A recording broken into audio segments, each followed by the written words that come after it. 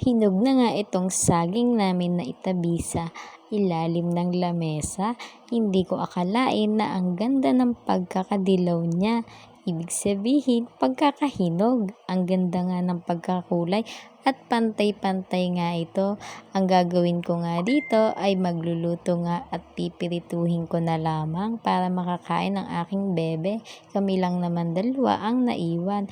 Inisa-isa ko nga dyan yung mga hinog at nakita ko nga at ang dami nga at sobrang ganda pa nga ng pagkakahinog niya.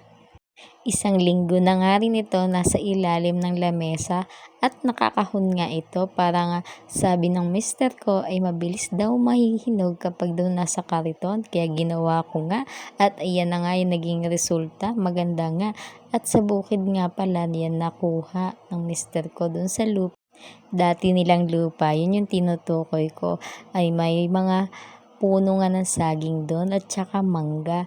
Nung nakaraan nga, linggo pa nga itong kinuha nila kasama ng mga tropa niya, ay talaga namang ito na lang talaga ang naiwan dito sa amin. Binalat-balatan ko nga yan isa-isa at pagkakahiwa ko sa gitna kasi nga pipirituhin ko. Ang sarap-sarap ng tingnan yan kaya pinirito ko na ng bawat isa-isa. Hapon na nga nito ay parang merienda na rin namin. Pero kami lang talaga nakaubos nito. Hindi ko akalain na madami makakain ng aking bebe. Masarap nga siya kahit wala ng asukal kasi nga di ko na siya nilagyan dahil sobrang hinog na niya at sobrang lambot na nga. Makikita nyo nga sa video na ito na sobrang lambot na nga niya. At pag pinisal-pisil mo na nga ay para siyang madudurog na. Kaya dahan-dahan ko nga siya inilagay sa kawali.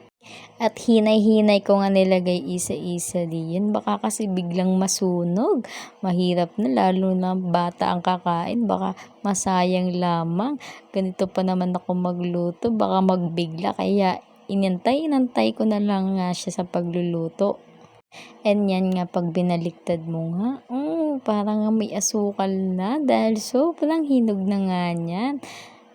Kayo misis, kapag ba hinog na ang inyong saging na lulutuin nyo pag prito, pag ganito, nilalagyan nyo pa ba ng asukal?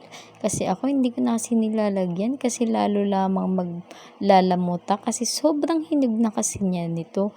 Tapos madali na lang siyang baligtarin kasi kung lalagyan ko pa ng asukal baka dikit-dikit, mahirap na siguro yon. Pero sa iba, baka lalagyan pa din kasi nga gustong-gusto nila ng matatamis. Pero sa akin ay okay na to.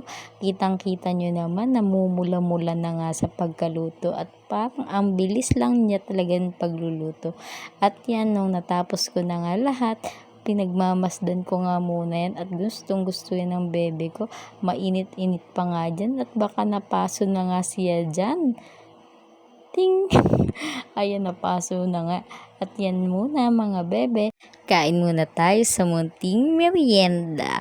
Ala, kain na tayo. Hanggang dito muna.